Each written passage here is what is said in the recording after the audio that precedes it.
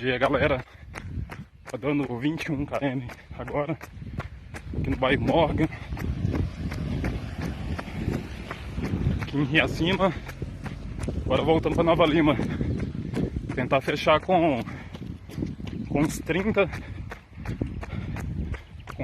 ou 35 km, mais ou menos, acima de 30. Preparação para maratona. Isso aí.